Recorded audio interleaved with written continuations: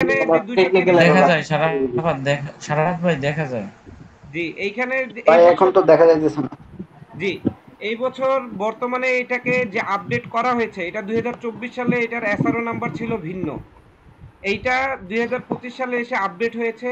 2025 সালে এটাকে এই আইনকে নাম দেওয়া হয়েছে যানবাহন এন্ড কার্গো ঘোষণা দাখিল ও প্রি অ্যারাইভিং প্রসেসিং বিধিমালা 2025।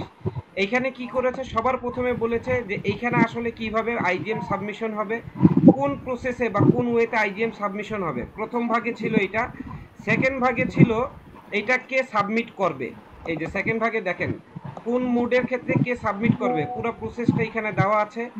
এটার তৃতীয় ভাগে দেওয়া হয়েছে যে কার্গো ঘোষণার জন্য যারা এটা সাবমিট করবে তাদের কিভাবে নিবন্ধন নিতে হবে এবং সে প্রসেসটা কি হবে, এখানে সেই সেই প্রসেসটা দেওয়া আছে। চতুর্থ পার্টে এইখানে কার্গো ঘোষণার যে ত্রুটি সেটাকে দুই ভাগে ভাগ করেছে এরা। একটা হচ্ছে করণিক ভুল, এই যে দেখেন একটাকে দিয়েছে যে 3 নম্বরে কার্গো ঘোষণার নিম্ন বর্ণিত ত্রুটি সমূহকে করণিক ত্রুটি হিসেবে বিবেচনা করা হবে। এখানে অনেকগুলা পয়েন্ট দেওয়া আছে, যে পয়েন্টগুলাকে ওরা করণিক ভুল হিসেবে কাউন্ট করবে, যেটার কারণে হয়তোবা আপনাকে তেমন মানে সমস্যা পোহাতে হবে না। এইসব ভুল হইলে মানে খুব সহজেই সমাধান হয়ে যাবে। এবং দ্বিতীয় পার্টে তারা এখানে আইডেন্টিফাই করেছে, এই যে দেখেন কার্গো ঘোষণার নিম্নরূপ ত্রুটিসমূহ গুরুতর ত্রুটি হিসেবে বিবেচিত হইবে। এইরূপ ত্রুটিসমূহ সংশোধনের আবেদন সংশ্লিষ্ট কাস্টম স্টেশনের দপ্তর প্রধানের পর্যায়ে নিষ্পত্তিযোগ্য হইবে। দেখেন এখানে সর্বপ্রথম যে ভুলটা আছে সেই ভুলটাই হচ্ছে নোটিফাই পার্টি অ্যান্ড কনসাইনি বিন। ইমতিয়াজ ভাই বিষয়টা কি ক্লিয়ার? নোটিফাই পার্টি বলতে জি ভাইজান, ইম্পোর্টারকে থ্যাংক ইউ বোঝানো থ্যাংক ইউ হচ্ছে, থ্যাংক ইউ। এবং কনসাইনি বিন অর্থাৎ ইম্পোর্টারের নেম, অ্যাড্রেস এবং কনসাইনি নাম্বার না থাকা গুরুতর ভুল। এবং এটার সংশোধনের পদ্ধতি হচ্ছে কাস্টমস কমিশনার থেকে এটা সংশোধন করাতে হবে, নিয়ম হচ্ছে এইটা। এবং আমি আপনাকে এই আইনের, আপনারা সবাই এই আইনটা এসআরও নাম্বারটা 230, এটা গুগলে সার্চ দিলেই পাবেন। সবাই ডাউনলোড করে এটা ভালো মতো প্রিজার্ভ করেন। আশা করি এই আইনটা আপনারা যদি একবার পড়েন, এটা কিন্তু বেশি না, মাত্র 10 পেজের একটা আইন। 10 পেজ পড়তে আপনাদের প্রতিদিন 1 পেজ করে পড়লে 1 সপ্তাহে এটা কমপ্লিট করা পসিবল। বুঝছেন? এইটার সর্বশেষে ওরা যে কাজটা রাখছে, এই যে দেখেন সর্বশেষে রাখছে দণ্ড। দণ্ড কি? কার্গো ঘোষণার দাখিল বা সংশোধনের ক্ষেত্রে কোনো গুরুতর ত্রুটি বা অবহেলা সংঘটিত হলে উহা আইনের ধারা 171-এর টেবিলের ক্রমিক নং 11 অনুযায়ী শাস্তিযোগ্য হবে। তো এই 171 নাম্বার টেবিলের যে রেফারেন্স দেওয়া হয়েছে, এইটা হচ্ছে কাস্টমস অ্যাক্ট যে আছে বাংলাদেশের, সেই কাস্টমস অ্যাক্টের 171 নাম্বার পয়েন্টে যেই সাজাটা দেওয়া আছে সেই সাজার কথা এখানে বলা হয়েছে। এই যে দেখেন আমি আপনাদের সামনে এখন কাস্টমস অ্যাক্টটা ওপেন করেছি। এখানে কাস্টমস অ্যাক্টের 171 নাম্বার ধারা যেটা আছে, এই যে আমি আপনাদের সামনে ওপেন করেছি।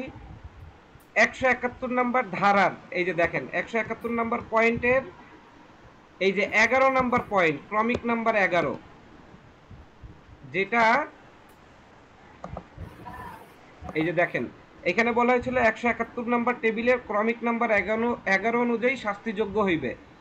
তো কাস্টমস অ্যাক্টের 171 নাম্বার পয়েন্টের 11 নাম্বার সাজা, ক্রমিক নাম্বার 11 নাম্বার সাজা হচ্ছে এই যে দেখেন আইজিএম এর ছোটখাটো ভুলের ক্ষেত্রে, এই যে কার্গো ঘোষণা দাখিল করতে ব্যর্থ হইলে, সঠিক নিয়ম অনুযায়ী যদি ব্যর্থ হন, সেক্ষেত্রে আপনার জরিমানা হচ্ছে এই যে 50,000 থেকে 50,000 টাকা, কিন্তু অনধিক 2 লক্ষ টাকা পর্যন্ত। আলোচনা করুন। তাহলে সারাবাদ ওইসব ভাই আমি একটু অ্যাড করি। জি তো আপনি যে ভিডিও বানান ওই ভিডিওগুলো আসলে কি অনেক হেল্পফুল। আমরা সবাই কমার্শিয়াল, আমাদের জন্য অনেক ভালো হবে, ফিডব্যাক ভালো পাবো, আপনার ভিডিওগুলো অনেক সুন্দর হয়। তো আমাদের যে কমার্শিয়ালের এই যে যে আয়োজন করছেন সবাই, যে আমরা একত্রিত হয়েছি, আমাদের এইখানে যে প্রশ্নগুলো থাকবে বা আমরা এখানে যে বিষয় নিয়ে আলোচনা করব, এই টপিকসের উপর আপনি যদি বেস করে একটা ভিডিও করেন, তাহলে আমরা এখানে যারা আছি এবং সকল কমার্শিয়াল অনেক হেল্প পাবে। আর বাট এর সাথে যদি কিছু অ্যাড করা যায়, একটা ভালো একটা স্ট্যান্ডার্ড ভিডিও করলে যাতে সবার উপকার হয়, এমন একটা করা উচিত আমার আমার পক্ষ থেকে বললাম। না না আমরা তো হ্যাঁ শহীদুল ভাই ধন্যবাদ। আমরা আসলে কিন্তু ওইভাবেই কন্টেন্টগুলো দিচ্ছি, আপনি একটু দেখেন। আমরা যখন ব্যাক টু ব্যাক রেখেছিলাম, ব্যাক টু ব্যাক নিয়ে যখন মানে ভিডিও করেছিলাম, আমি কিন্তু একেবারে আইনি রেফারেন্স সহ ব্যাক টু ব্যাক এলসির একেবারে ওপেনিং থেকে পেমেন্ট পর্যন্ত সম্পূর্ণটা রেখেছি।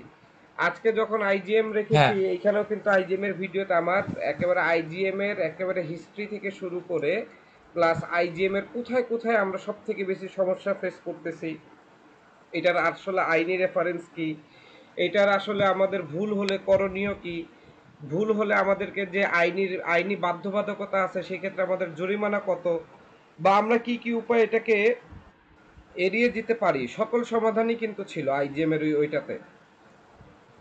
ওইটা তো কিন্তু একেবারে আচ্ছা, পুরো আমি কমপ্লিট। ভিডিওটা দেখছি সারাফাত ভাই, অনেক সুন্দর হয়েছে, কিন্তু ভিডিওটা অনেকে হয়তো বা ভাবছে অনেক বড়, যার কারণে অনেকে দেখে নাই, কিন্তু আমি এটা দেখে অনেক উপকৃত হয়েছি। কেননা আমি এক্সপোর্টার, অ্যাজ এ এক্সপোর্টার হিসাবে ইম্পোর্ট আমি জানিই না, কিন্তু আইজিএম সম্পর্কে আপনার যে ভিডিও দেখার পরে আমার কিছু প্রশ্নও আছে ক্লিয়ার হওয়ার জন্য। তবে আমার মনে হয়েছে যে বিষয়টা একদম আমার কাছে ক্লিয়ার। আচ্ছা, এই এই সেশনটা কিন্তু প্রশ্ন প্রশ্ন উত্তরের জন্যই। তাহলে নাজমুল ভাই, আপনার হ্যাঁ একটা গুড, প্রশ্ন মানে আছে, আমি আপনি শুরু করেন, আসলে ওয়ান বাই ওয়ান আইজিএম সবাই জানুক। আইজিএমটা দেখিনি তো। আচ্ছা, আমার 3-4টা প্রশ্ন আছে। তার মধ্যে প্রথম প্রশ্ন, আপনি বলছিলেন ভিডিওর মধ্যে ইয়ারের ক্ষেত্রে হুম। বেশিরভাগ ক্ষেত্রে ভুল হওয়ার আইজিএম ভুল হওয়ার সম্ভাবনা বেশি থাকে, এটা কেন? কারণ ইয়ারের এর রিজনটি হচ্ছে, এয়ারের ক্ষেত্রে আমাদের অনেক মোস্টলি ক্ষেত্রেই এফওসিতে গুডস আসে, অ্যান্ড সেকেন্ডলি হচ্ছে আমাদের টিটি শিপমেন্টের মালগুলা, আমরা যেগুলা ওই যে ছোট ছোট ডলার যে টিটিগুলা করি, টিটির এগেনস্টে মাল প্রোডাক্টগুলো আসে এয়ার শিপমেন্টেই মোস্টলি আসে। তো এলসির ক্ষেত্রে যেটা হচ্ছে, আমরা যখন এলসি করতেছি, এলসিতে কিন্তু কি ডকুমেন্ট লাগবে এবং ডকুমেন্ট কিভাবে প্রিপেয়ার করতে হবে সেটার প্রপার গাইডলাইন দেওয়া থাকে, বাট টিটি কপিতে কিন্তু এটা অ্যাভেলেবেল না। অ্যান্ড সেকেন্ড হচ্ছে, আমরা যখন এফওসিতে আনতেছি তখনও এই জিনিসগুলা কিন্তু সাপ্লায়ারের কাছে কোনোভাবে অ্যাভেলেবেল না। তো যে কারণে সাপ্লায়ার তার মন মতো করে হয়তোবা প্রোডাক্ট শিপমেন্ট করে দিচ্ছে, আমরা হয়তোবা তাদেরকে প্রপার গাইডলাইন দিতে পারতেছি না, যে কারণে এয়ার শিপমেন্টের ক্ষেত্রেই আপনার ঢাকা এয়ারপোর্টেই এই আইজিএম ইস্যুটা সব থেকে বেশি হয়। আচ্ছা, বিষয়টা ক্লিয়ার এখন। তো মানে এই এইখানে ক্ষেত্রে, আমাদের একটু সতর্ক হ্যাঁ, হওয়ার প্রয়োজন আছে। হ্যাঁ, এই জিনিসটা আমি আমার ভিডিওতে উল্লেখ করেছিলাম যে এয়ার শিপমেন্টের ক্ষেত্রেই আমাদের আইজিএম ইস্যুটা বেশি হয়, এবং এইটার মানে এই ক্ষেত্রে এই যে যেহেতু টিটি এবং এফওসি এই শিপমেন্টগুলোর ক্ষেত্রেই আমরা সব থেকে বেশি সমস্যা ফেস করি, এই ক্ষেত্রে কিভাবে আমরা এটাকে এড়িয়ে যেতে পারি সেটাও কিন্তু ভিডিওতে বলা হয়েছিল। সেই ক্ষেত্রে আমি বলেছিলাম, লাইক, আমরা আমরা তো সকলেই জানি যে আইজিএম কোন ডকুমেন্টের ভিত্তিতে হচ্ছে, কেউ কি বলতে পারবেন? আচ্ছা, এটা সম্ভবত বিএলটার উপর হ্যাঁ, এইটা ট্রান্সপোর্ট ডকুমেন্ট থেকে হয়। সি এর ক্ষেত্রে বিএল, এয়ারের ক্ষেত্রে air bill, and road transport হইলে সেটা রোড ট্রান্সপোর্টের যে ডকুমেন্টটা থাকে, ট্রাক চালান বা লরি লরি রিসিট যেটাই থাকে, এই ক্ষেত্রে আমরা টিটি ডকুমেন্ট শেয়ার করার ক্ষেত্রে বা অথবা কোনো স্যাম্পল আমাদের সাপ্লায়ারের কাছ থেকে রিসিভ করার সময় আমরা সাপ্লায়ারদেরকে কিছু গাইড দিয়ে দিতে পারি যে কিভাবে তারা আমাদেরকে ডকুমেন্ট প্রিপেয়ার করে দিবে। তো এইটাও আমি ওইখানে শেয়ার করেছিলাম, সবাই ওইখান থেকে দেখে নিয়েন। অ্যান্ড সরকার তানজিল ভাই বোধহয় কিছু বলতে চাচ্ছেন।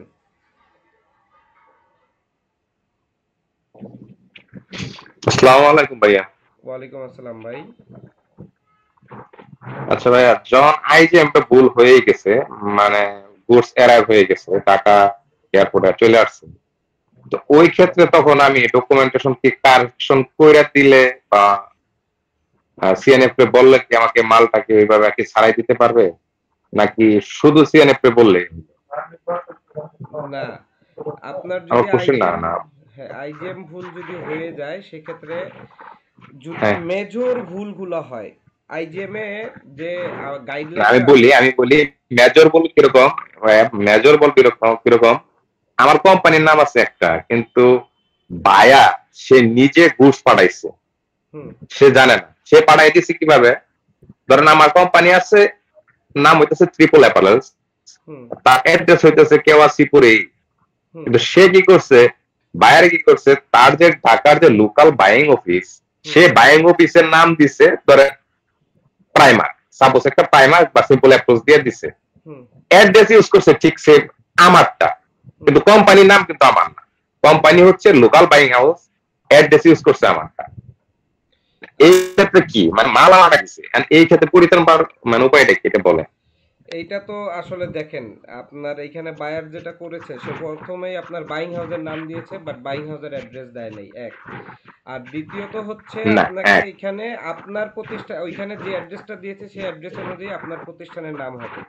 এবং আইজিএম এর যে জি ভুলগুলো আছে এটাকে দুইটা ভাবে মানে আমাদেরকে এনবিআর থেকে গাইডলাইন দেওয়া হয়েছে, এটাকে দুইটা ভাবে তারা মানে কনসিডার করে, এক হচ্ছে মেজর ভুল আর এক হচ্ছে হালকা পাতলা বা করণিক ভুল। তো আপনার যে ভুলটা আপনি শেয়ার হুম করছেন এইটা কিন্তু আইজিএম এর প্রথম যে মেজর ভুলটার কথা মেনশন করা হয়েছে সেটার একটা, ইম্পোর্টারের নেম ভুল হওয়া। আইজিএম হ্যাঁ এর তো সব থেকে বড় সমস্যা হচ্ছে হ্যাঁ এই টিটি বা এফওসি শিপমেন্ট গুলাতে ইম্পোর্টারের নাম ভুল থাকে। মেজর ইস্যুই হচ্ছে এটা ঢাকা জি এয়ারপোর্টের, ইম্পোর্টারের নাম ভুল থাকে, না অ্যাড্রেস ভুল থাকে, না হলে বিন নাম্বার ঠিক থাকে না, এই তিনটা সব থেকে বেশি হয়। হুম তো এইখানে এই ক্ষেত্রে করণীয় হ্যাঁ হচ্ছে আপনার আইজিএম কারেকশনে যাওয়া, কারণ আইজিএম কারেকশন ছাড়া তো আপনি আর এটা কোনোভাবেই ইয়া করতে পারবেন না। তো ভুল হয়ে গেলে এখন কাজ হচ্ছে আইজিএম কারেকশনে যাওয়া, বাট আইজিএম কারেকশনটা একটা লেন্দি প্রসেস, যে কারণে সিএনএফরা এখানে মোস্টলি ক্ষেত্রেই আমাদেরকে সাজেশন দিয়ে থাকে হুম যে কোনো একটা বাইপাস ওয়েতে এটা সমাধান করা। কারণ আইজিএম যে ভুল হয় বুঝছেন, এই আইজিএম ভুলের জন্য কিন্তু একটা ভালো পরিমাণ অর্থদণ্ড আমাদেরকে বিয়ার করতে হয়। আপনারা কি সেই অর্থদণ্ডের পরিমাণটা জানেন আইন জি জি অনুযায়ী? না সেটা জানি না, সেটা শুধু সিএনএপি ক্যারি করে এটাই জানি। হ্যাঁ, এই যে আমি দিন আমি শেষে আমি আমাদের আমি বিল যে দিয়ে দেয়, আমরা বিল। হ্যাঁ, আমি যে ভিডিওটি দিয়েছিলাম, আমার ওই ভিডিওটা যদি আপনারা ভালো মতো দেখতেন তাহলে ওইখানে দেখতেন, ওইখানে কিন্তু আমি আপনাদের সাথে বাংলাদেশের এনবিআর কর্তৃক ঘোষিত যে আইজিএম ভুল হলে যে অর্থদণ্ড ইম্পোর্টারকে জরিমানা করা হয় সেইটা অ্যামাউন্ট কত সেটা ওইখানে দিয়েছি, বুঝছেন? আইজিএম এর ভুল এটাও এখানে দুই বলে দেন ভাবে। সারাফত ভাই, একটু মুখেও বলে দেন যদি হ্যাঁ আপনার হ্যাঁ, জানা মুখে থাকে। বলে দিচ্ছি। আইজিএম এর ভুলকে ওইখানেও দুই ভাবে কনসিডার করা হয়েছে। এক এক ধরনের ভুলের জন্য জরিমানা দেওয়া হয়েছে সর্বনিম্ন 5,000 থেকে সর্বোচ্চ 50,000। আরেক ধরনের ভুল আছে যে ভুলের জন্য জরিমানা দেওয়া হয়েছে অনূন্য 2 লক্ষ টাকা পর্যন্ত। ওএমজি। তো এই যে আচ্ছা ভুলের সরবত ভাই, হ্যাঁ কারণগুলো সরবত ভাই, আমার কথা হচ্ছে ভাইয়া, হুম, হ্যালো, জি জি বলেন। আইজিএম যাতে ভুল না হয় সেই ক্ষেত্রে দেখা গেছে মার্চেন্টরা আমাদেরকে মেইলে রাখে সেই সাপ্লায়ারের সঙ্গে কানেক্ট হুম থাকি। হুম তো এফওসি বেসিসে যে মালগুলো আসে সেই ক্ষেত্রে দেখা গেছে ইনভয়েসটা আমি কারেকশন করে দিই, আমি চেক করে দিই। তো যার কারণে বেশি সম্ভব ভুল না হওয়ার আর কি, মানে পার্সেন্টেজটা কম। হুম কিন্তু ওই বায়ার কি করে আমাদেরকে না জানায় যখন মালটা পাঠাই দেয় সেই ক্ষেত্রে ভুলটা হয়, সে আমাদেরকে জানায় না। এবং মাল আইসা পইরা আছে, আমাদের এক মাস সিএনএফ এ নক দেয় যে ভাই আপনাদের ইয়েতে তরিফ বলে তো মাল আসছে বা আপনার কোম্পানি মাল আসছে, এটা দেখেন। এই হচ্ছে বিষয়টা। তো ওইটাই আর কি বলতে চাইলাম যে বায়ারে পাঠাই দিলে আইজিএম সব ভুল দিয়ে পাঠাই দেয়, সেই ক্ষেত্রে আর কি পরিত্রাণটা কিভাবে পাওয়া যায়? এই ক্ষেত্রে ভাই তাহলে আমার মনে হয় একটা আপনাদের সরকার তানজিল ভাই, আপনি যেটা বলেছেন খুব সুন্দর কথা, আসলে এইটাই আমাদের ট্রেডে সব থেকে বেশি হয়। মিলন ভাই কিছু বলতে চাচ্ছেন, আপনি কি হ্যাঁ এবার উত্তর দিতে চাচ্ছেন মিলন ভাই, নাকি আমি উত্তর দেওয়ার পরে কিছু না বলবেন? না, আপনি আপনি দিয়ে দেন, আপনি দিয়ে দেন। আচ্ছা আচ্ছা, এই ক্ষেত্রে পরিত্রাণের একটি উপায়, সেটা হচ্ছে আপনারা আপনাদের মার্চেন্টদের সাথে, মার্চেন্ট হোক অথবা আপনাদের প্রকিউরমেন্ট ডিপার্টমেন্ট, তাদেরকে বারবার নোটিফাই করা, তাদেরকে জেনারেলি একেবারে জেনারেল ইনস্ট্রাকশন দিয়ে দেওয়া যে কোনো, কারণ আপনার সাপ্লায়ার যখন আপনাকে এফওসি বেসিসে গুডস পাঠাচ্ছে সেই সাপ্লায়ারকে কেউ না কেউ যোগাযোগ করতেছে, হয় মার্চেন্ট না প্রকিউরমেন্ট ডিপার্টমেন্ট থেকে কেউ না কেউ, যে আমরা তোমাদের পণ্যটা নিব, তোমরা আমাদেরকে স্যাম্পল দাও। কি কেউ না কেউ তো তাদেরকে যোগাযোগ করতেছে, তাদেরকে জি জি ইনস্ট্রাকশন আপনাদের মানে ট্রান্সপোর্ট ডকুমেন্টটা ঠিক কিভাবে প্রিপেয়ার হতে হবে। ইনভয়েসটা কিন্তু এখানে তত বেশি ফ্যাক্ট না। ইনভয়েসে মনে করেন অনেক কিছু ভুল আছে, এটা কিন্তু আপনি চাইলেই আপনার শিপমেন্ট বাংলাদেশে আসার পরেও আপনি কারেকশন করলেও সহজে কেউ ধরতে পারবে না। বাট হুম এয়ারে বিল যদি ভুল হয়, হুম এয়ারে বিলের ভুল তথ্য দিয়ে আইজিএম ভুল সাবমিট হয়। তাই আপনি আইজিএম এর যে তথ্যগুলা জি ভুল হয়, যে জায়গায় আপনি সমস্যা ফেস করতেছেন, সেটার সমাধান সহ, মানে সেটার একেবারে করা ইনস্ট্রাকশন, যেমন আপনি আপনার আইজিএম এ কি চাচ্ছেন, ইম্পোর্টার হবেন আপনি এবং আপনার ফ্যাক্টরির ঠিকানা, রাইট, এবং আপনার ফ্যাক্টরির বিন নাম্বার। জি না ভাই, আমি আমি এই ক্ষেত্রে কি কাজ করি, হ্যাঁ আমি ওই যে বিন যখন আমার আপডেটটা হয়, বিনের যে এগেনস্টে যা ইনফরমেশন আছে আমি সেটা দিয়ে অল ইউজার মার্চেন্টাইজারদের দিয়ে দিই। হ্যাঁ, তারপরও তারা ভুল করে, দেখা গেছে বায়ারদের সঙ্গে বা সঙ্গে ওইভাবে ওরা কানেক্ট থাকে না, অনেক সময় দেয় না। তো ওই যে ওই জন্যই ভুলটা এটা হয়ে এটা যায় যদি আইজিএমটা। কানেক্ট না থাকে তাহলে তো এটা তো আসলে দেখেন, একটা হচ্ছে আপনি তাকে সাবধান করতেছেন সেটাই। বা আপনারা সাবধানতা হুম। অবলম্বন করার জন্য পদক্ষেপ নিচ্ছেন, কিন্তু আপনি যার থেকে করাতে জি চাচ্ছেন, যেহেতু আপনি সরাসরি হয়তো বা সাপ্লাই ডিল করতেছেন না, আমাদের বাংলাদেশে বেশিরভাগ গার্মেন্টসের জি সরাসরি সাপ্লাই ডিল কিন্তু আমরা কমার্শিয়ালটা করি না। আমরা না আমরা ভাইয়া হয়ে, হয় মার্চেন্ট হয়ে, না হলে প্রকিউরমেন্ট হয়ে আমাদেরকে সাপ্লায়ারের সাথে যোগাযোগ করতে হচ্ছে। তো এই ক্ষেত্রে আপনার ম্যানেজমেন্টের সাথেও আপনারা জি বলতে পারেন যে আমরা বারবার আমরা প্রকিউরমেন্ট বা মার্চেন্ট টিমকে অবগত করতেছি, বাট কোনো সমাধান আসতেছে না। কারণ সমাধান, আপনাকে যদি সমাধান আনতে হয়, সেক্ষেত্রে আপনার ম্যানেজমেন্ট ছাড়া তো এখানে আর অপশন নাই। এবং আইজিএম এর জি কি জি কি জি ইনফরমেশন কিভাবে মেক মেক করতে হবে, বা এর বিল ট্রান্সপোর্ট ডকুমেন্টটা কিভাবে ইয়া করতে হবে, সেই ইনস্ট্রাকশনটা আপনাকে তাদেরকে মানে একেবারে ক্লিয়ার কাট ভাবে দিয়ে দিতে হবে। কনসাইনি নেম এন্ড অ্যাড্রেস কি হবে, কনসাইনির বিন নাম্বার কি হবে, হুম আইটেম ডেসক্রিপশন কি হবে, ভুলটা হুম তো হয় এইসব জায়গাতেই, আইটেম ডেসক্রিপশনটা কিভাবে হবে, হুম, জি জি এই জি এই জি জি। ইনস্ট্রাকশন গুলো আপনারা আপনাদের প্রতিটা সাপ্লায়ারের সাথে সেট করে নেবেন, এফওসির ক্ষেত্রে বা টিটির ক্ষেত্রে। সেটাই করি ভাই। ওকে ভাই, থ্যাংক ইউ, ধন্যবাদ, আলোচনাটা সুন্দর লাগলো। কন্টিনিউ করে দাও। জি, মিলন ভাই কিছু বলতে চাচ্ছিলেন?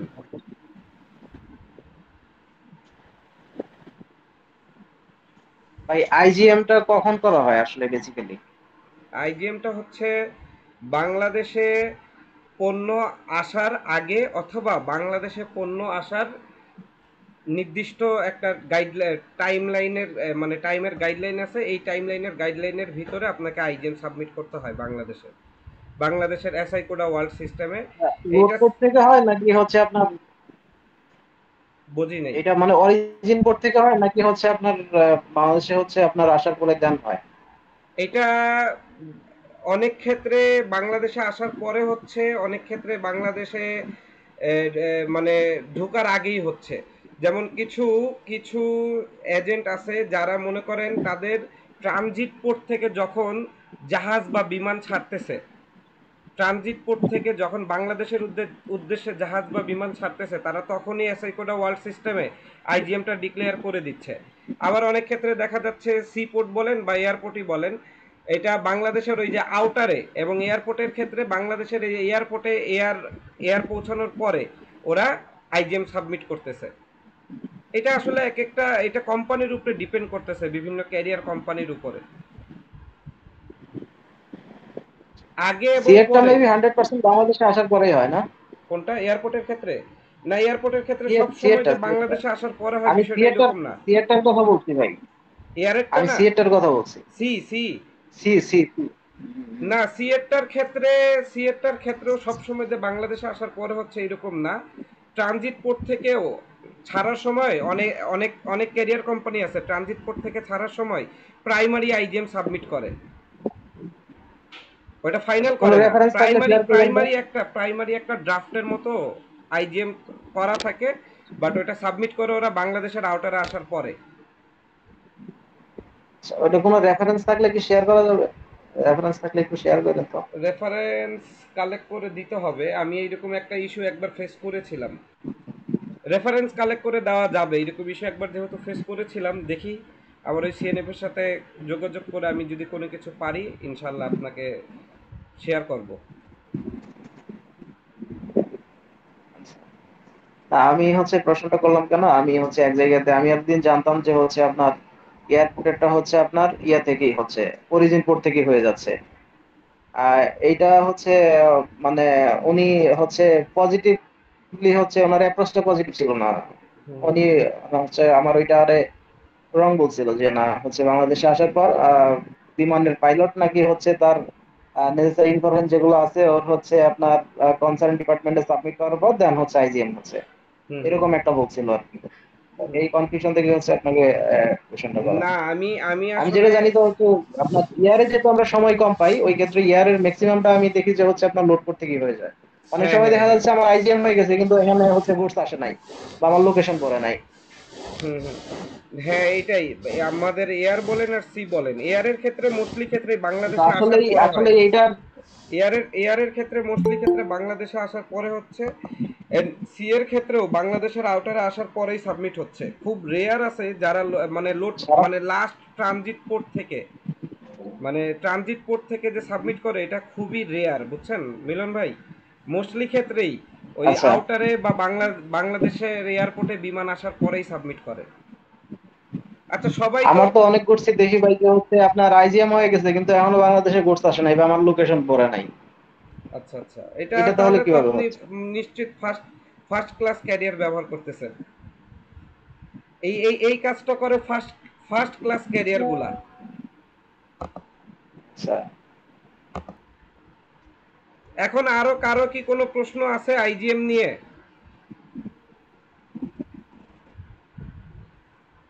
আচ্ছা আপনার ওই যে কুরিয়ারে যে ইয়াগুলো আসে গুডস গুলা ওই গুডস গুলা হচ্ছে যেমন আইজিএম হচ্ছে আমার কোনো মানে রং আসলে ওইটা কি হচ্ছে আপনার কাস্টমস এর মাধ্যমে হচ্ছে আপনার ইয়া করা ছাড়া কারেকশন করা ছাড়া আদার্স কোনো ওয়ে আছে ওইটা কারেকশন করার? এখন বললাম না যে এইখানে আসলে ডিপেন্ড করতেছে আপনার ভুলটা কি ধরনের। ভুলটা যদি মেজর না হয় তাহলে কিন্তু আমার হয়তোবা। আমার মেজর ভুল, হ্যাঁ আমি কুরিয়ারে গুডস আনছি, আমি কুরিয়ারে গুডস আনছি, আমার মেজর হচ্ছে ভুল হয়েছে। হুম। সেইটা হচ্ছে আপনার কুরিয়ারের মাধ্যমে কারেকশন করার কোনো ওয়ে আছে? কুরিয়ারের মাধ্যমে, কুরিয়ারে আসা গুডসও যদি আপনার ভুল হয়, সেই ক্ষেত্রে আমরা হয়তোবা সকলেই জানি হ্যাঁ যে আমাদেরকে আইজিএম কারেকশনের জন্য কাস্টমস কমিশনার বরাবর আমাদের অ্যাপ্লিকেশন সহ আমাদেরকে বেশ কিছু এনওসি সাবমিট করতে হয়। তো এই এনওসি গুলোর ভিতরে কি কি এনওসি লাগে? প্রথমত লাগে গিয়ে হলো ফ্রেট ফরওয়ার্ডারের কাছ থেকে একটা এনওসি, দ্বিতীয়ত লাগে যে আমাকে এক্সপোর্ট করেছে শিপার তার কাছ থেকে একটা এনওসি লাগে, এবং এইটাতে ব্যবহৃত ক্যারিয়ারের কাছ থেকে। এখন এটা যখন ফরওয়ার্ডারের না হয়ে যখন কুরিয়ার কোম্পানি হবে তখন কুরিয়ার কোম্পানির কাছ থেকেও এনওসি নিতে হয়। দ্যাট মিনস আপনার আইজিএম ভুল হলে সেটা যদি মেজর ইস্যু হয় যে কারেকশন ছাড়া আপনি যেতে পারতেছেন না, তখন আপনাকে ওই ফরওয়ার্ডারের জায়গায় কুরিয়ারের কাছ থেকে এনওসি নিয়ে সাবমিট করে ওইটা ঠিক করে দেন রিলিজ করতে হবে। আচ্ছা ভাই, এইটা ছাড়া আরেকটা ওয়ে আছে মেবি। ওই আর কুরিয়ার কোম্পানি চাইলে হচ্ছে আপনার সেকেন্ড ফ্লাইটে হচ্ছে আইজিএম কারেকশন করে দিতে পারে। কুরিয়ার কোম্পানি সেকেন্ড মানে ওই ফ্লাইটে। ফ্লাইটে আর হচ্ছে গুডস, হ্যাঁ শুধুমাত্র কুরিয়ারের ক্ষেত্রে সেকেন্ড ফ্লাইটে যখন আবার তার গুডস আসবে তখন হচ্ছে ও সেই আইজিএম কারেকশন করে সাবমিট করে দেয়। সেকেন্ড ফ্লাইটে কি আপনার এখানে সেম অনেক গুডস কিছু ডিপেন্ড আসবে? করে সব। হ্যাঁ সেকেন্ড ফ্লাইটে কি আপনার সেম গুডস আপনি আসবে? ফার্স্ট ফার্স্ট না না আপনার হচ্ছে আমার গুডস আসতে হবে না, তার একটা ফ্লাইট আসবে। ওই হুম ফ্লাইট আসলে সে হচ্ছে আইজিএমটা যখন আবার সাবমিট করবে হুম। তখন সে হচ্ছে কারেকশন করে সাবমিট করে দিবে। এরকম একটা প্রসেস আছে বাট শুধুমাত্র কুরিয়ারের ক্ষেত্রে। বাট আমি আপনাকে বলি, আমি যতটুকু জানি আইজিএম এ তো আপনার ফ্লাইট নাম্বারটা থাকে, সেক্ষেত্রে আপনার ফ্লাইট নাম্বার কি ম্যাচ আমি ভাই করবে? প্র্যাকটিক্যাল, সারাফাত ভাই আমি প্র্যাকটিক্যাল, আমি হচ্ছে লাস্ট ফিউ ডেজ আগে হচ্ছে এই কারেকশনটা করে নিছি। আচ্ছা আচ্ছা। ফিডেক্স থেকে করাইছি আমি। কোন কোম্পানি থেকে? FedEx FedEx FedEx. ফেডেক্স থেকে। হ্যাঁ ফেডেক্স এর হচ্ছে আপনার হ্যাঁ ফেডেক্স এর এই আপনার শুধুমাত্র কুরিয়ারের ক্ষেত্রে, তবে এখানে হচ্ছে অনেক ক্ষেত্রে মানে ডিপেন্ড করে, সম্পর্ক ডিপেন্ড করে। যদি ভ্যালুটা অনেক বেশি হয়ে যায় বা পরিমাণটা অনেক বেশি হয়ে যায় সেই ক্ষেত্রে তারা করতে চায় না। ছোট ভ্যালু আচ্ছা, বা হচ্ছে বুঝতে আপনার পারছি ওই কোয়ান্টিটি যে যদি ছোট কম হয় সেই ভ্যালুর ক্ষেত্রে জন্য হচ্ছে সেকেন্ড ওইটা ফ্লাইটে। সম্পর্কের কারণে করে দিছে। তো ওইটা তো আর পুরো প্রপার ওয়ে হইলো না। না না এইটা আমারটা কিন্তু ছোট ভ্যালু ছিল না সারাফাত ভাই, আমারটা $2500 ব্যাপ ছিল। তবে ওরা আমাদের যেটা সাজেস্ট করছিল যে ভাই আমি হচ্ছে $2500 নর্মালি করতে চাই না কিন্তু মানে হয়তো বা সম্পর্কের খাতিরে বা যেভাবেই হোক তাদের একটা প্রসেস আছে এইভাবে যে সেকেন্ড ফ্লাইটে হচ্ছে তারা হচ্ছে আইজিএম কারেকশন করে হচ্ছে সাবমিট করতে পারে। যাক, এই এরকম বিষয়টা একটা আমার প্রসেস জানা আছে। ছিল না। এটা আমার জানা ছিল না, ভালো হলো। থ্যাংক ইউ মিলন ভাই বিষয়টা আমাদের সবার সাথে আপনি শেয়ার আরো করার জন্য। আরো হচ্ছে ভালো করতে পারবেন, আপনার কোনো কোরিয়ার ইয়া থাকলে যাদের সাথে ইয়া হয় ওদের সাথে কথা বললে আরো বিস্তারিত হচ্ছে ওরা কিভাবে করে বলে দিতে পারবে। হ্যাঁ হ্যাঁ, এই বিষয়টা নিয়ে দেখি আমি একটু ঘাটাঘাটি উইদাউট করব হচ্ছে ইনশাআল্লাহ। উইদাউট পেনাল্টিতে হচ্ছে এটা আইজিএমটা কারেকশন করা যায়। আচ্ছা ঠিক আছে, ইনশাআল্লাহ আমি এটা নিয়ে ঘাটাঘাটি করব ইনশাআল্লাহ। জি, হ্যাঁ হ্যাঁ। হুমায়ুন ভাই। আসসালামু আলাইকুম। জি, ওয়ালাইকুম আসসালাম সারোয়ার ভাই। আসসালামু আলাইকুম। ফেরদৌস ভাই ভালো আছেন? জি আলহামদুলিল্লাহ, ভালো আছেন? আছি আলহামদুলিল্লাহ। ফেরদৌস ভাই এর সাথে একটু যদি অ্যাড করি, মানে বিষয়টা হলো এই যে আইজিএম এর যে পেনাল্টিটা হয় এটা আসলে মানে কে বিয়ার করে? এটা কি কোনো ইনপুটের সাথে কোনো রিলেশন আছে কিনা, যে রেসপন্সিবিলিটি কার পর্তুগিজ সাথে? আইজিএম এর ক্ষেত্রে বাংলাদেশে যে নিয়ম হচ্ছে, আইজিএম এর রিলেটেড যত রকম পেনাল্টি আছে এটা ইম্পোর্টারই বিয়ার করে, কারণ বাংলাদেশি কাস্টমস চিনে ইম্পোর্টারকে। আচ্ছা এই ক্ষেত্রে আচ্ছা শরাফত ভাই, যদিও আইজিএম সাবমিশনে ইম্পোর্টারের কোনো হাত নেই, কিন্তু এইখানে ইম্পোর্টারকে দায়ী বা দোষী সাব্যস্ত করা হয় এই গ্রাউন্ডে যে ইম্পোর্টার তার শিপমেন্ট আনতেছে, ইম্পোর্টারের ভালো করে উচিত তার শিপারের কাছ থেকে ট্রান্সপোর্ট ডকুমেন্টটা ভালো মতো প্রিপেয়ার করানো, বা ড্রাফটটা কালেক্ট করে সেখানে কোনো কারেকশন থাকলে সেটা বলা। কারণ এই যারাই আইজিএম সাবমিট করে তারা কিন্তু ট্রান্সপোর্ট ডকুমেন্টের উপর বেস করেই আইজিএম সাবমিট করে। তো ইম্পোর্টার যদি এখানে অ্যাওয়ার থাকতো তাহলে এটা ভুলটা হইতো না। এখন আপনি যদি ফরওয়ার্ডার বা ক্যারিয়ার কোম্পানিকে ভুল বলেন, তাহলে ক্যারিয়ার কোম্পানি বলবে আমাকে আমার এক্সপোর্টার যেইভাবে সাজেস্ট করেছে আমি সেইভাবে দিয়েছি, তারও তো ভুল নাই। হ্যাঁ আর এক্সপোর্টারের ডকুমেন্ট, এক্সপোর্টারকে শিপমেন্টের আগে ডকুমেন্ট চেক করে দিচ্ছে কি ইম্পোর্টারই তো। হ্যাঁ হ্যাঁ ইম্পোর্টার দিচ্ছে, তাহলে এটা দায় সম্পূর্ণই ইম্পোর্টারের। বারবার ইম্পোর্টার উপরে পড়ে না? জি, মানে এটা লজিকটা ইম্পোর্টারের এইটাই। হলেও আপনি যদি হচ্ছে আপনার দিক থেকে হচ্ছে ডকুমেন্ট চেক করে ওদেরকে দেন, সেই ক্ষেত্রে হচ্ছে আপনার জরিমানাটা ওই আপনি যদি হচ্ছে নিজের ফরওয়ার্ডার ইউজ করে আনেন, সেই ক্ষেত্রে ফরওয়ার্ডারে হচ্ছে চাপায় ধরলে ওর কাছ থেকে হচ্ছে জরিমানাটা নেওয়া যায়।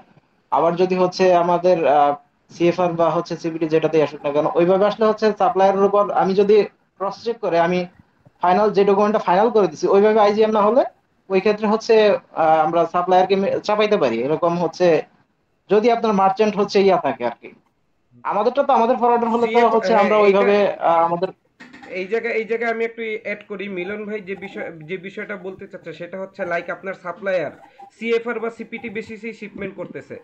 আপনি জি সে জি আপনাকে হ্যাঁ ড্রাফট বিএল দিছে বা ড্রাফট এআরএ বিল দিছে, আপনি চেক করে তাকে সাজেশন দিছেন আমার এআরএ বিলটা বা ট্রান্সপোর্ট ডকুমেন্টটা তুমি এই ওয়েতে প্রসেস করো, বাট সে হয়তো বা কোনো কারণে হ্যাঁ আপনার সাজেশনটা নেয় নাই, বাট সে তার ওয়েতে হ্যাঁ করতে গিয়ে ভুল করে ফেলেছে। সেই ক্ষেত্রে আপনি তার কাছ থেকে আপনার যদি স্ট্রং নেগোসিয়েশন স্কিল থাকে, আপনি এই জরিমানাটা আপনি নিজের পকেট থেকে দেওয়ার পরে তার কাছ থেকে ডেবিট নোট নেওয়ার মাধ্যমে নিতে পারেন। রাইট, রাইট মিলন ভাই? Right right.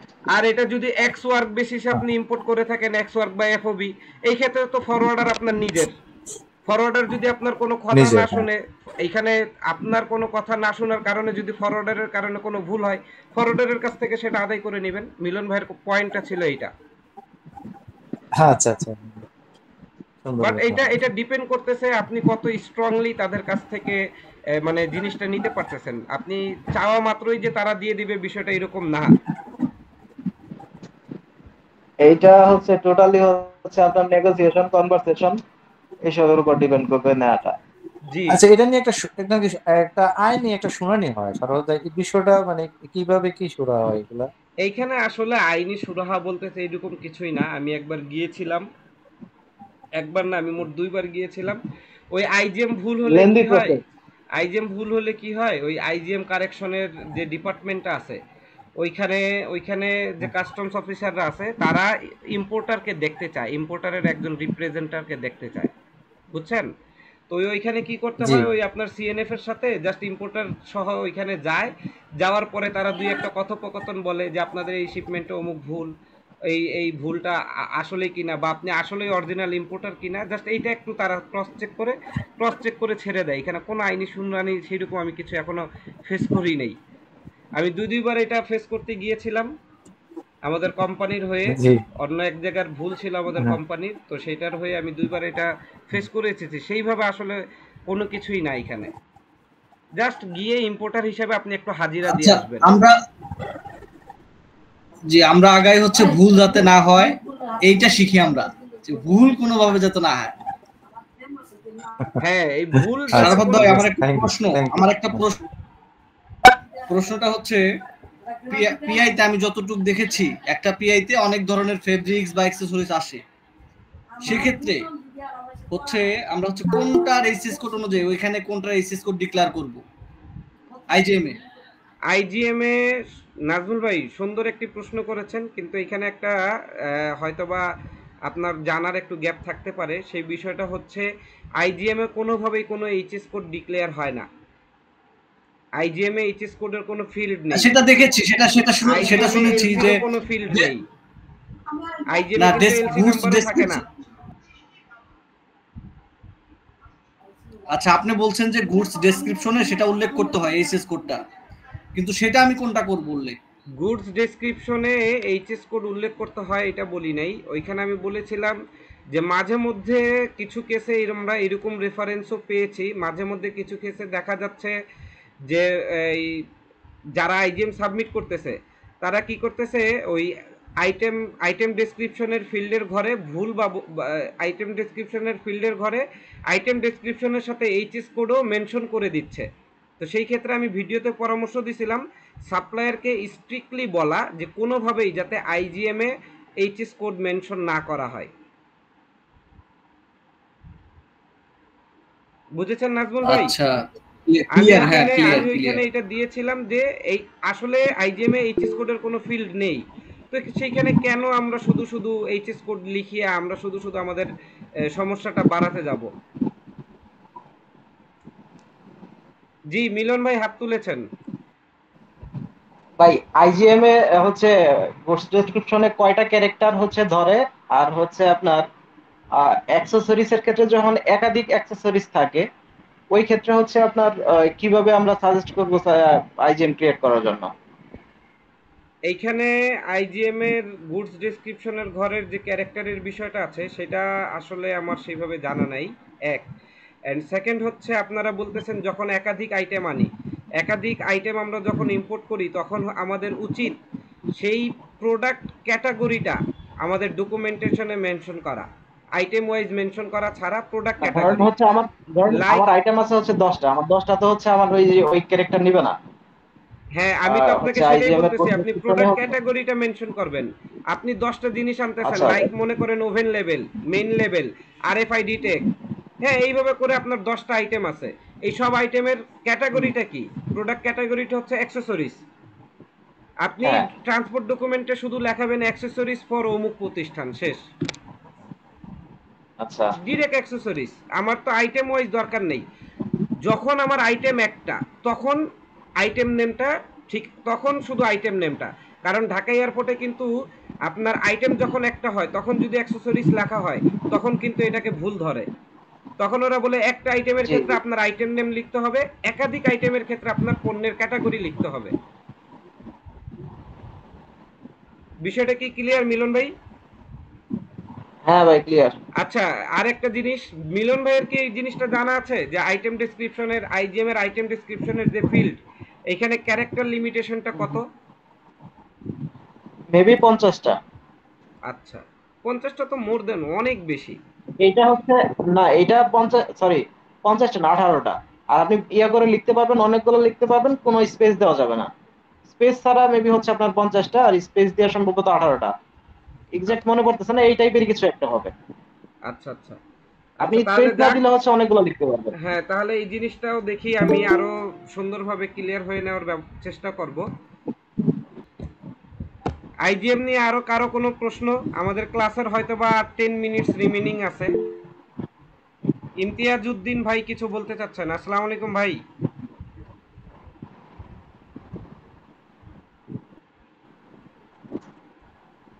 ইমতিয়াজ ভাই কিছু বলতে চাচ্ছেন? ভাই ভালো আছেন? ভালো আছেন, শুনতে পাচ্ছেন? জি আলহামদুলিল্লাহ, আপনি ভালো আছেন? জি, আমি আসলে নিউ কামার, সময় এবং ব্যস্ততার কারণে, ফ্যামিলি সময় দেওয়ার কারণে প্রতিদিন আপনাদের গ্রুপে দেখি, ঢুকতে পারি না। আজকে একটু সময় পাইছি, ওই জন্য করলাম। তো জি একটা প্রশ্নটা হলো, ওই আমার সিএনএফ রিসেন্টলি একটা ভিন নাম্বার কারেকশনের ক্ষেত্রে সে প্রায় 15,000 টাকা ডিমান্ড করছে। তো আইজিএম এর ক্ষেত্রে আমাদের ভিন নাম্বার রংলি মেনশন হয়েছে, সেই জন্য 15,000 টাকা ডিমান্ড করা আসলে আমরা রীতিমতো স্টোনি ছিলাম, এত বেশি কেন হলো? তা আপনার অভিজ্ঞতাকে একটু শেয়ার করবেন এই ব্যাপারে? এই ক্ষেত্রে অভিজ্ঞতা হচ্ছে আইজিএম এ বিন নাম্বার প্রপারভাবে মেনশন না থাকা, এটা একটি আইজিএম এর মেজর ভুল হিসাবে কনসিডার করা হয়। আইজিএম এ কোম্পানির বিন নাম্বার অবশ্যই থাকতে হবে। তো এইটার কারণে এই যে এই ভুলের কারণে আপনাকে চাইলে কাস্টমস 50,000 পর্যন্ত জরিমানা করতে পারে। সেই জায়গায় হয়তো বা সিএনএফ সামহাউ আন্ডার টেবিল বা বাইপাস ওয়েতে 15,000 টাকা সমাধান করেছে। 15,000 টাকাটা যদি আমার কাছেও একটু বেশি মনে হচ্ছে, আপনি চাইলে এটা আপনার সিএনএফ এর সাথে নেগোসিয়েশন করে আরো কমিয়ে নিতে পারেন। তবে কাস্টমস ওয়েতে কাস্টমসের প্রসেসে যদি যান, সেক্ষেত্রে কিন্তু আপনার উপরে প্রায় জি 50,000 পর্যন্ত কাস্টমস যেরকম মানে কাস্টমস অফিসারের মাইন্ডের উপরে ডিপেন্ড করবে। ওইখানে কাস্টমস অফিসার যে কাস্টমস অফিসার এটা ডিল করতেছে সে আসলে কিরকম ব্যক্তি তার উপরে ডিপেন্ড জি করতেছে। সে চাইলে আপনার কোম্পানিকে 50,000 টাকা পর্যন্ত জরিমানা করতে পারে। এবং আমি আপনাদেরকে স্ক্রিনটা শেয়ার বুঝ- করি, এই যে ভাইয়া যে কথাটি বলেছে এইটা আইজিএম এর যে মেজর ভুলের একটি, আমি সেটা আপনাকে আমাদের যে এসআরওটি আছে সেই এসআরওটি ওপেন করে আমি দেখাচ্ছি। হ্যাঁ, ওকে।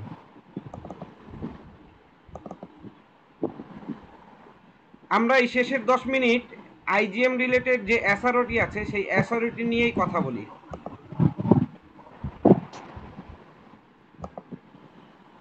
আমি আমার যে ভিডিওটি ছিল আইজিএম এর উপরে, সেই ভিডিওতেও আমি এই এসআরওর কথাটি সেইখানে বলেছি। বর্তমানে 2025-26 অর্থ বছরে আপডেটেড যে এসআরওটি হচ্ছে সেটির নাম্বার হচ্ছে এসআরও নাম্বার 230। এই এসআরওকে আপনারা সবাই আমার স্ক্রিনটা দেখতে পাচ্ছেন? হ্যাঁ দেখতে পাচ্ছি। জি ভাই দেখতে পাচ্ছি। দেখা যাচ্ছে না? এখন তবে এটা ওই ফুল স্ক্রিন শেয়ার দিলে ভালো হতো আর কি। আচ্ছা যাই হোক বলেন, দেখতেছি তবে এখন কি সারাভাত ভাই দেখা দেখা যাচ্ছে? যাচ্ছে না? না দেখতে পারতেছি না। আমার এখানে ভাই আমি দেখতে জি ভাই পাচ্ছি। এখন দেখা যাইতেছে।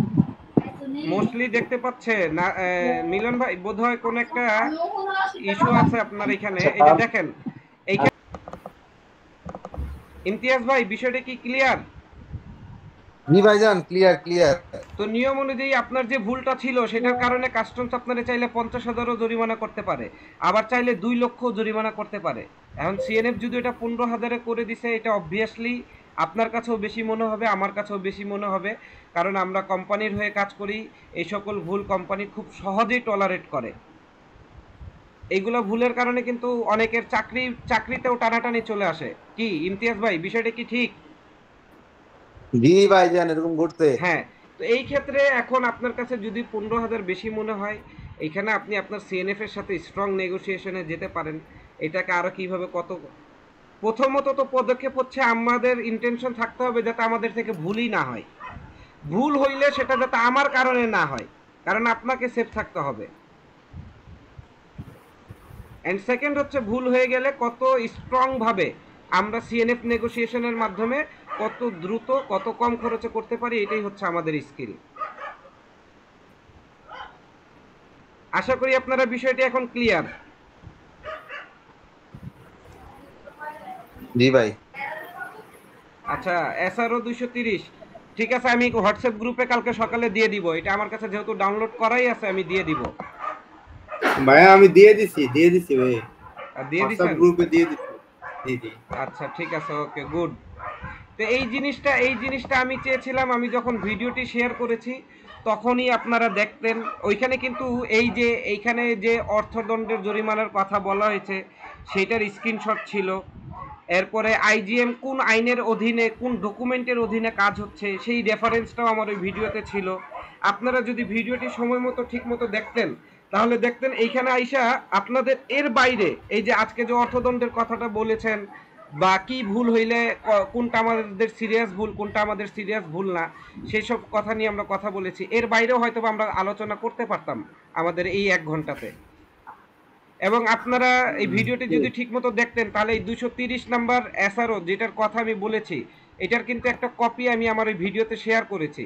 সবাই চাইলে কিন্তু এতদিনে আপনারা এটা নামায়া এতদিনে পড়াও হয়ে যেত, কারণ আমি এই ভিডিওটি শেয়ার করেছি আজ থেকে না হলেও 4-5 দিন আগে। কি মিলন ভাই, 4-5 দিন হয়েছে না? হ্যাঁ হয়েছে তো ভাইয়া। তাহলে 4-5 দিনে কিন্তু এই যে এই মাত্র 10 পেজের একটা আইন, এটা কিন্তু টোটাল 19 পেজ, বুঝছেন? এই যে 230 টোটাল নাম্বার 19 এসআরও পেজ, হ্যাঁ। টোটাল 19 পেজ, কিন্তু টোটাল 19 পেজের এই 10 পেজ পর্যন্তই হচ্ছে লেখা। এর পরবর্তীতে ওই যে আইজিএম ভুল বা আইজিএম সাবমিশনের যে বিভিন্ন ফরম্যাটগুলো আছে না, সেইটা দেওয়া। পরের 9 পেজ হচ্ছে জাস্ট বিভিন্ন রকম ফরম্যাট।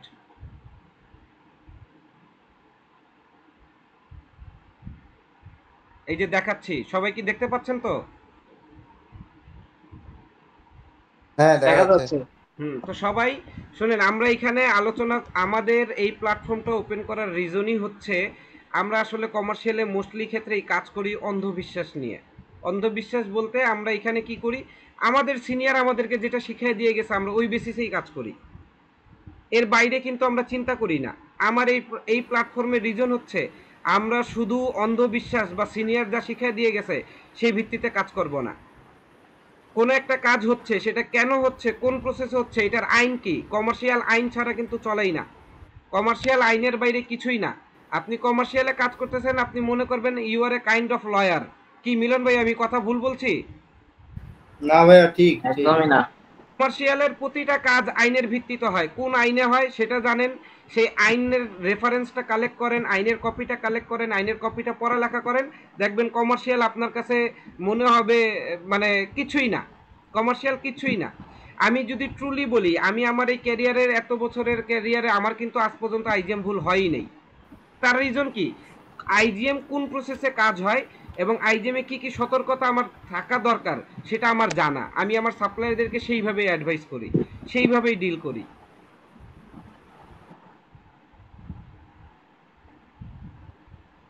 সবাই কি বিষয়টি ক্লিয়ার?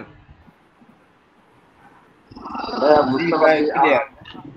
হ্যাঁ, আমাদের গ্রুপে রাকিব ভাই 230 নাম্বার এসআরও দিয়ে দিছে। সবাই জিনিসটা পড়ে নিয়েন। এরপরে আমার কাছে এখানে আমি যেহেতু এটা পড়েছিলাম, আমার কাছে এটা হলুদ মানে মার্ক করা আছে, আমি মার্ক করা কপিটাও ইনশাল্লাহ কালকে আপনাদেরকে দিয়ে দিব। আমাদের ক্লাসের আর মাত্র 1 মিনিট আছে, তাই আমরা আর কোনো প্রশ্ন না নিই। আমি যে মানে আইজিএম কপিটা মানে 230 নাম্বার এসআরও পড়ার সময় আমাদের ট্রেড রিলেটেড মূল মূল পয়েন্টগুলা হলুদ হাইলাইট করা আছে, ওই কপিটা আপনাদেরকে দিয়ে দিব। সবাই ডাউনলোড করে নিয়ে আপনাদের কাছে এটা প্রিজার্ভ করবেন, কারণ এই আইনটা তো সবসময় প্রিজার্ভ করার মতো আইন।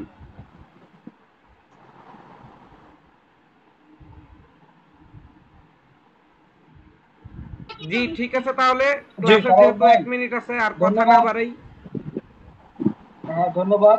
আপনার ক্লাসটা অনেক সুন্দর হয়েছে। আর হচ্ছে এই ক্লাসগুলো রেকর্ড করবেন সারাক্ষণ ভাই।